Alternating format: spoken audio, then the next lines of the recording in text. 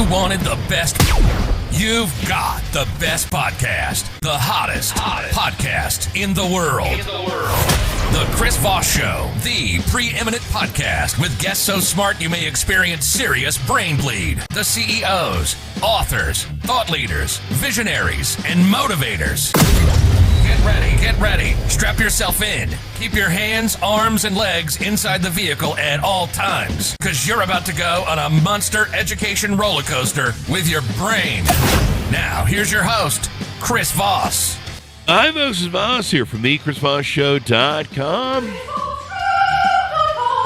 Ladies and gentlemen, there are latest things that makes it official. Welcome to the big show. We certainly appreciate you guys having us. As always, for 16 years and over 2,000 episodes, we've been bringing the Chris Voss Show, and we'll just keep right on doing it because, damn it, you can't stop us. I don't know what that means. Anyway, guys, be sure to refer your show to the show to your family, friends, and relatives. Go to goodreads.com/Chris Voss, linkedin.com/Chris Voss, Chris Voss 1 on the TikTokity, and all those crazy places on the internet. Today, we have an amazing young man on the show. We're going to be talking with Eddy Smits. And Eddy has a book that came out in 2015 called Model C, which has an amazing story we're going to be talking about. I think you'll be inspired by what he has to say today and what's inside his brain. His brain he'll be sharing and all that good stuff. I don't know. That's the first time I've referenced someone's brain on the show. I don't know. Oh, really? Yeah, we're just gonna have his brain. We're gonna remove it, Eddy, and just talk to it. Like it was. I think isn't there a cartoon show about the future where they have just brains in jars and shit. Yeah. Eddy Smits is a TEDx public speaker and author and a licensed NLP practitioner. He is a certified management drives trainer, a certified cognitive behavioral life coach, and a certified master mindset life coach. He also has a bachelor's in pedagogy, which I believe is pedagogy. That means he pedals bikes? No, what is pedagogy? Close. You're close. No, it's actually educating children. That's the art of educating, actually. The art of educating. I love that. My mother was a teacher. It's teaching, actually. Yeah. And we'll get into it. He was a professional clown for 22 years and helped inspire a lot of people. I'm an unprofessional clown for the last 16 years on the podcast. As a hospital clown, he visited more than 10,000 sick and palliative children. To do this job, he had to display extraordinary leadership. He also became an expert in authentic communication. Since 2012, he's been active in the field of personal development, where he applies an innovative approach to coaching using techniques of a hospital clown combined with positive intelligence to increase mental fitness. Welcome to the show. How are you, Eddy? I'm very good. Thank you. Thank you. Thanks for coming. And I'm really excited to talk to you about this because this is really a heartwarming story that you have. Give me your .coms. Where do you want people to find you on the interwebs? It's easy. It's just ammzn.to. So that's my website. And you also find me at LinkedIn. But I think, that's two best ways. Eddy, give us a 30,000 overview of what you do there on your website, what people can find you're up to these days. Yeah, actually, it's like you said in the perfect bio of me. So I still get all my stuff from my years as a hospital clown, where I learned so much about people, about myself. And there, at some point, I had the idea of, hey, I'm working here with these children. I'm doing so much for the children, for their parents, giving them extra things in very hard times. I literally performed for children who had a few days to live. Wow. And then I had something, look, if I can do this job, if I inspire people like that, if I do this, which takes a lot of guts, actually, why can't I use that in my real life? Or why can't I use that in my business? Or why can't I use it in my family? And it turns out you can. You just need to do the same things, but not as a clown, as yourself, of course. But the techniques you use and the attitude you have as a hospital clown can be used in all other areas of one's life. So that's what I'm doing. And I imagine it does take a lot of leadership to be a clown. I've often seen like celebrities go into hospitals, and I think when we were young, we used to go in and sing when we were kids. We used to go and sing for, I think, church. I know we did rest homes. I can't remember if we did hospitals, but I've always admired the beauty of giving in that way and giving hope, because hope is, I think one of the greatest things that makes the human race exemplary. I was thinking about this the other day, but I'm not sure I have the character and the wherewithal to do it inside of myself, to endure that sort of witnessing that sort of loss every day. I thought about doing that in dog shelters and stuff like that. How are you able to do that, maintain that, and and in the face of what is loss, smiling at a child, trying to make a child laugh, and be happy knowing they only have 2 days to live? Yeah, it's a very good question, actually, and I'm not going too deep in it, but it's actually the clown figure, the clown mentality that helps you. For a clown, it's all play. We all look at things in a kind of different way, in a way that's an honest way, that's a truthful way. And even in the darkest day of children and families, as a clown, you accept, okay, this child is going to die. You accept it like it is. While as an adult, and especially as a parent, you don't accept that. Yeah. But the fact that we accept it as a clown puts us in a position that we can move on. We can just look at it as it's a little bit unfair to say that, but we have it easier to look at a child who is sick, who is going to die, because in the clown's mind, it's not so bad. A clown finds another perspective in even dying, which is, of course, the worst case. But a clown finds another perspective. And that's one of the things that when I work with people, I try to see things in another perspective. When somebody goes broke, right, that's also very bad. But as a coach, I try to see in another perspective. And that's exactly the thing that a clown does in the hospital. And for an outsider, it seems very hard. How can you, in heaven's name, see that in another perspective? But as a clown, you do. And it helps, because it helps the child, it helps the family, it helps everybody to see it in another way and to cope with it much better. So that's the job. And that's why a clown gets away with it in that kind of way. That's pretty interesting. So so would you say it's compartmentalized, where you it's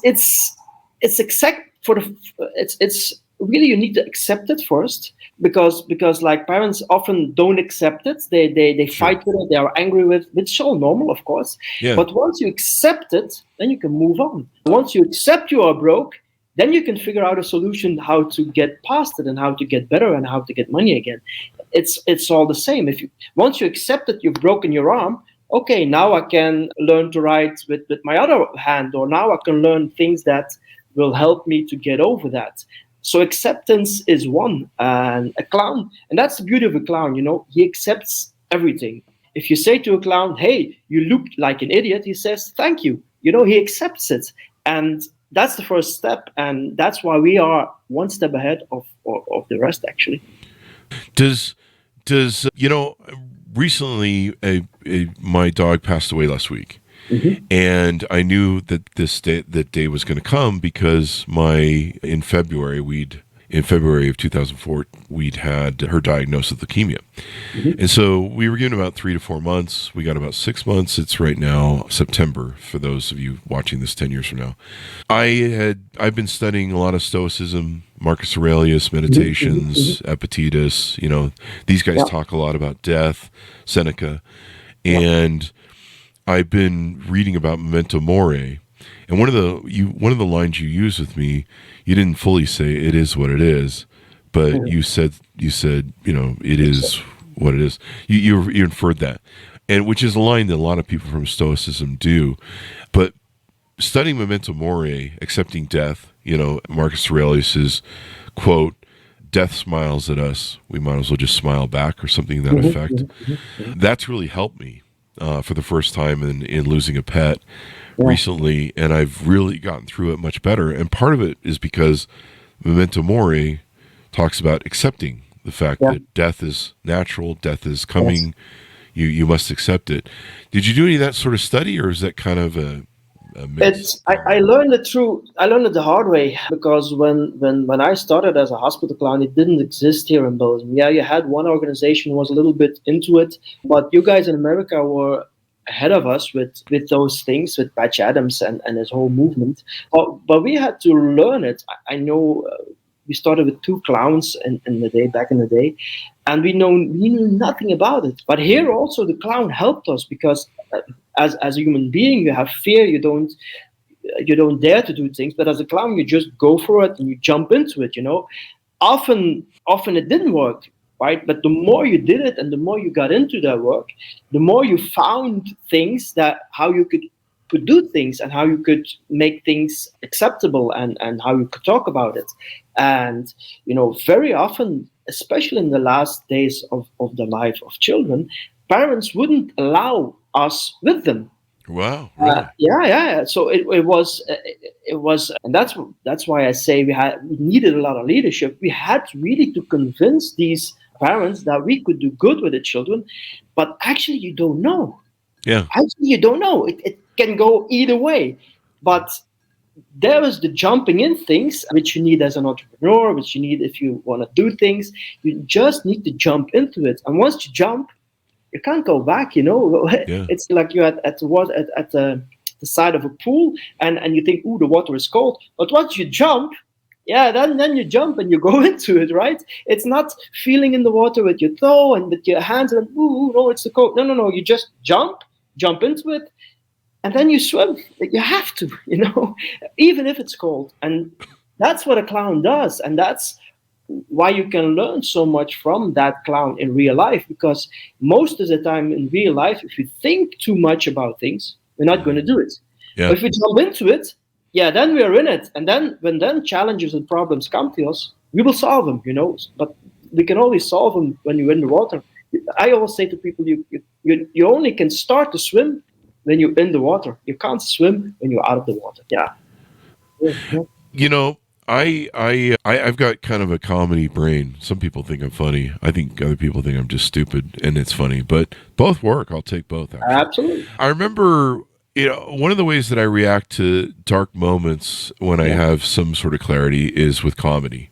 Mm-hmm. So, even right now, I'm suffering with COVID. My dog just passed last week, and I started writing COVID jokes today. Mm-hmm. What's funny about having COVID?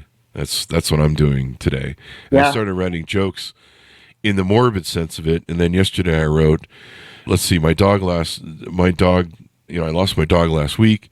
I've got COVID this week. My other dog's sad. I'm quarantined. Sounds like I'm in a country song.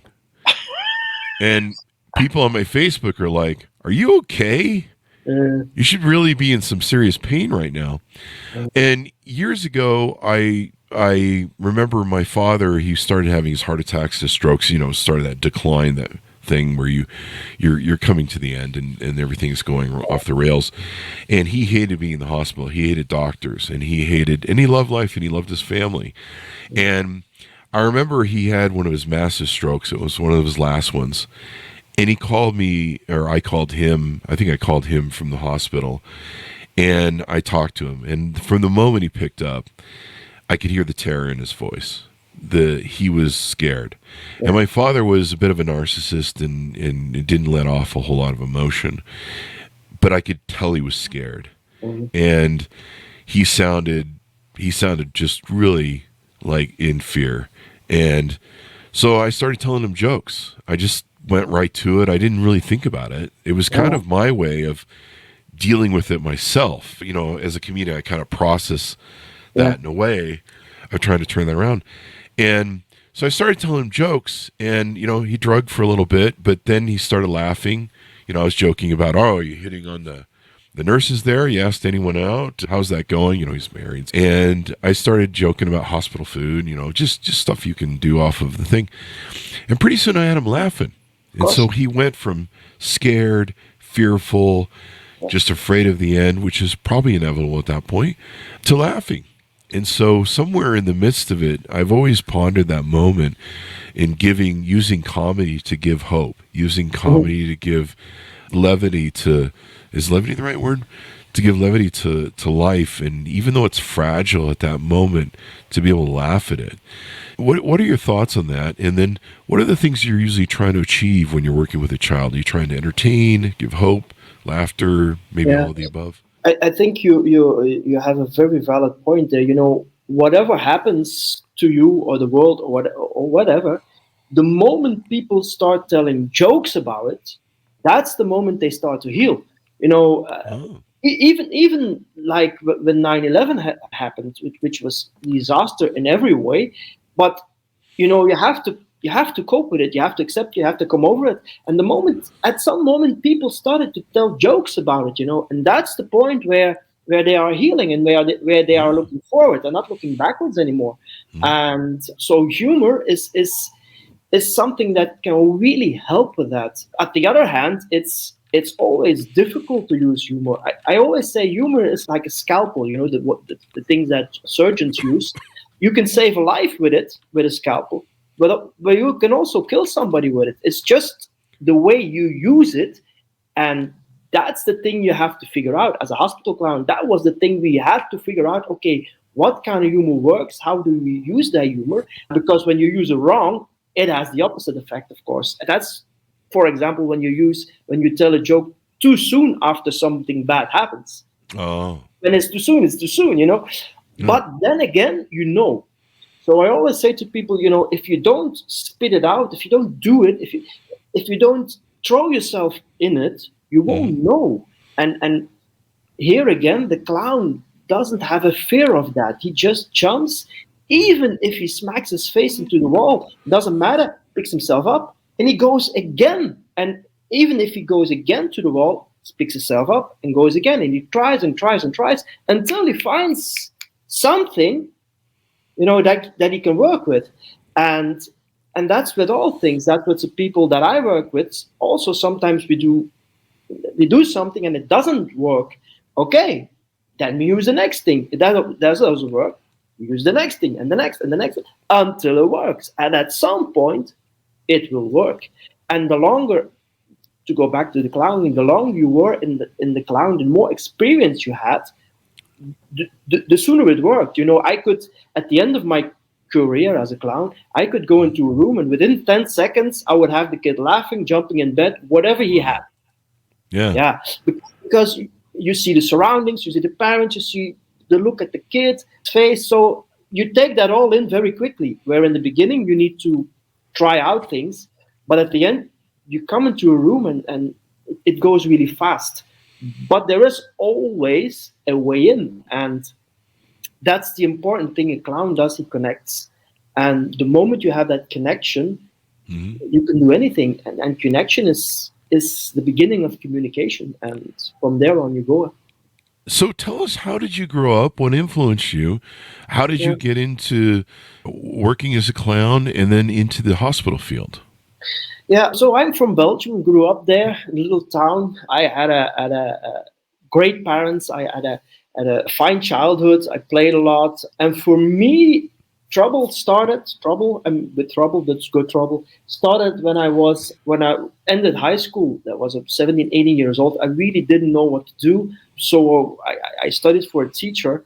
But in that period, it was a little bit dark in that way that I had a great thing of, why are people so mean to each other? And I also had a thing about this stuff. I still have it, dishonesty of people. I couldn't figure out, why are people not just honest about things? Hey, you want to go for a drink? No, I can't, because why don't you say no? I just don't feel like it. Or why don't you just say the truth? And that being said, I was a teacher for a little while, and I couldn't cope with the whole structure. I wanted to be more creative, and at that point I got the idea. I found myself always happy when I was playing theater, when I was performing for people. So I started my own little theater, children's theater. I even started with puppet theater. Yeah, but at that point, that wasn't really commercial anymore. There was not much demand for puppet theater, so I needed to come up with something that intrigued children and that was connecting with children. And in that period in Belgium, there was a clown on TV, and he had great success. Oh. And that triggered me. I said, okay, what's the thing with this clown thing? Why does it attract children? And that was the point where I went into it, and from there on, I threw myself completely in clowning. I worked with very good clowns. Then I got the opportunity to work in hospital, and that was, and I learned and learned and learned. And the beauty of clowning is you start with the red nose and with the paint and with the red shoes and with all this stuff, and you end up at the end of your career just a little red nose, just a little bit red on your nose. That's it. So you find out that it's not the red nose and not the clowns and not the thing that makes the figure attractive. You find out that what's behind it that makes it attractive. And once you figure that out, I think then you want a good path. It's more, it comes from the inside. It comes from a deep desire of inspiring and helping people. And from there on, that's what clowning is, actually. You want to help people, you want to inspire people, you want to tell the truth, but you are telling it in a way that you can get away with it. In old Middle Ages, clowns told the truth about the king and about the queen, and they got away with it, right? Because they did it in a way that they were laughing with it, yeah. And that's also what intrigued me, and still to this day, I'm straightforward. I will tell you the truth, but not many people can cope with the truth. But you need the truth to go to the next step. If I'm in a coaching conversation and I say, hey, you have to do 10 calls a day, and you're not doing 10 calls, you only do 2. That's just straightforward. You have to do 8 more calls, period. Yeah. And it's not, hey, maybe, I know you had a bad day, and so it's okay, but no, you did 2, you got to do 10. So tomorrow you'll do 10, okay? And, it's all that what keeps me.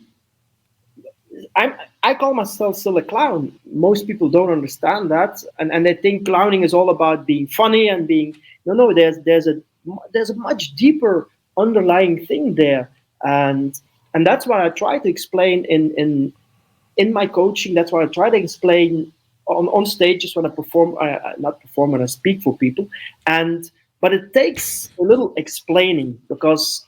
Yeah, nobody really understands what a clown does. And a lot of people like yourself, one of the questions is, how can you do it with palliative children? How can you? That's because it's underlying. It's not that, no, I want to make the skit laugh. No. It's much more, much deeper, much profounder. And 99% of my job is trying to explain that to people and then giving them these things so that they can use it in their own life. And yeah, that's my calling. That's what I love to do. So we talked about how this transcends into leadership. Yeah. And there was something else we discussed on your website here that we were talking about. Communication. Authentic communication. Yeah. And tell us how this translates into that and how people can, if they coach with you, they can utilize the skills that you learned through being a hospital clown to the boardroom. In leadership, there's one golden rule in clowning, in hospital clowning. I mean, that is it's not about you. It's about the kid that's there, and you have to follow his lead. In the beginning, you make the mistakes as a clown. You come in and you want to entertain with balloons or magic or whatever you have, but the more you clown, the more you follow his or her lead and see what the child needs, right? Does she even like balloons? Maybe she's scared or he's scared of balloons, etc., etc. Now, as a leader, you must do the same. I mean, you can't just push your thing to the people you are leading because you don't know if they are going to accept it or what I do with it.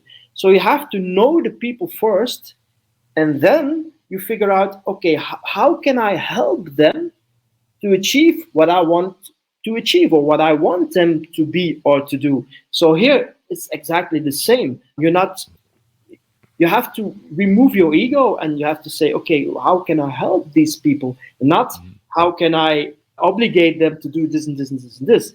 That's a totally different view. And a lot of leaders don't really listen to the people they lead. Mm-hmm. And the moment they start to listen, that's the moment they should know how to lead. So it's exactly the same as clowning. So that's a very, very, very important thing. You have to put in your mind, okay, as a leader, it's not about me. It's about the people I lead. It's about my company. It's about my brand. It's about all these other things, but not about me. Once you have that out of the way, then you are leading. Yeah. I mean, it's service to others, right? When it comes down It's to service to others, yeah. And the second thing I always do with people is, and that's actually let's say the adult side of clowning, is the no nonsense, the comments. Please use your common sense. If people come up to you and say, hey, I'm going to let you earn 50K a month, and we're going to do that in 3 months, then common sense has to kick in. And that's actually also what a clown does. He starts laughing with it, and he says, no, I don't want to. No, we can't. It's not 50K we want in 3 months. We will do 200K. No, we will do 1,000,000K, right? So, of course, he laughs with it. But as in real life, please use your common sense, and people don't use that enough. And everybody has it. That's the thing, everybody. Well, a variation of it. Let's put it that way. They don't have a variation of it. I met people that don't have a full deck of common sense. Yeah, I know, but still, Yeah, you have it somewhere. You have it. Everybody has it, but not everybody uses it. That's the thing. Everybody has it. They're just not using it. I like that. That makes complete sense. I love these ideas for inspiring people. Is that my phone? No. Oh, sorry. Oh, well, my they wanted to get on the show. That's what. Yeah. Let me close it. Hey, he's on the show. Let's get on. It's not a call-in show, folks. What are some? I put my phone off, but apparently my computer still does this thing. So yeah, sorry. So let's talk about the services that you have on your website that you help people with your training and experience. You work with over 10,000 kids. That's just amazing and inspiring, and such a beautiful story. Tell us about the coaching and stuff that whatever you offer on your website, so that people can take advantage of it. So at first, when I started as a coach, I had a lot of programs. You can do this program, you can this, and I let it all loose. Because there I made the mistake that I should have known by doing the clown work. Is you have to look at the one who is in front of you, right? You have to have a conversation with him or her, and then you decide, one, are we going to work together? Because there has to be a match somewhere. There has to be a click. And if there's a click, then you see the person, you talk to them, okay, and you ask, okay, what's your goal? Where you're going to go to? Because that's what the word coaching literally means, right? It comes from the English word coach, where this coach, this carriage, brought you from A to B. So that's also what a coach needs to do. It has to help to bring you from A to B. And mostly, he does that by just holding a mirror in front of you. There's, forgive me, I don't know who it's from, but there's a coach who says the lamppost technique. So what's the lamppost technique? It's just stand in front of a lamppost and spelling out loud what your problems are and how you think about things. You have to verbally say it. So that's what I do now with people. I have a conversation. I'm looking at, okay, where you want to go. You're at point A now. Establish that where you are. It's also very important, because a lot of people don't know where they are. And if you don't know where you are, then you can't go. If you don't know you're at place A, you can't go to place B. It's like with a GPS system, right? You have to know your location before you can go to the location you want. So that's important. Yeah, that's important. I established them with them. Yeah. And from there on, we go. We decide, okay, we want to work together or not. When we want to work together, we have a conversation every week. And every week, I give feedback on what they did and how they did it. And from there on, we go and we go and we go and we go further. And with all due respect, I think that's the only way to coach people. If you have a program, that's all well, but you have to be able to deviate from the program, because when your coachee doesn't need some things, you gotta put it away. If you're trying something with a child in hospital, like a balloon, and the child doesn't like the balloon, okay, you have to put the balloons away and try something else. So sometimes you got to get good at finding what entertains and how you can serve them the best. And I do exactly the same with my coaches. I find out how can I serve them best. And sometimes it's just listening to them for 1 hour without saying one word. That's Really? sometimes the best you can help people. They want to talk, that's a lamppost technique, right? So they talk but there's a big difference when you are figuring out things in your head, and then when you speak them out loud. It's a world of difference. When you speak them out loud, you really are confronting yourself with yourself, and you already are telling the solution to yourself, right? But when you keep doing things in your head and thinking about things, it doesn't work like that. So sometimes I really mean that. Sometimes I don't say a word, and at the end of the conversation, hey, they say themselves, they say, hey, that was helpful, that was insightful, and I go, okay, see you next week. See you next week. Yeah, but they needed that at that point, and as a coach, I feel okay. They just need to express themselves, to talk about things that they are busy at that time, and that's what I do with them. Sometimes there are some exercises that I do with them. So you have to feel, you have to see, you have to connect with them and see what they really need. And at some point, they need this. The next week they need something else. And that's why I don't keep fixed programs anymore, because you don't help people. Some people you help, very good, and others you don't help with fixed programs. So that's the work. That's how I work at this point with a coachee. And I realize that it's very hard to sell, but I'm doing it anyway, because I know that's the best way to help people. This is pretty amazing. I love your inspiring story, how you've helped people do things, et cetera, et cetera. How can people onboard with you? How do they reach out to you and get involved with you and see if you're a fit? Just through my website, do me an email, call me on WhatsApp, whatever. We'll have a conversation, and that conversation is just a conversation. And from there, we will see if you are a fit or not. Sometimes they really want to work with me. Yeah, I want to work with you. Want to work with me? I'll say, okay, we have a conversation. And after that conversation, then I have to be honest, and I have to tell them, okay, I don't think I can help you. Or in the baddest case, I won't help you. I can't. It's not that I can't, but we do not click. I have no click with you. That's something I couldn't do in a hospital. Some children were very nice to work with. Others were, let's say it like it is, spoiled brats, right? But even with the spoiled brats, we did our thing, and at the end we still accomplished something. But as a coach, I can say to the spoiled brats, I'm sorry, I'm going home. So as we go out, give people your final pitch out in your .com so people can find you on the interweb. Yeah.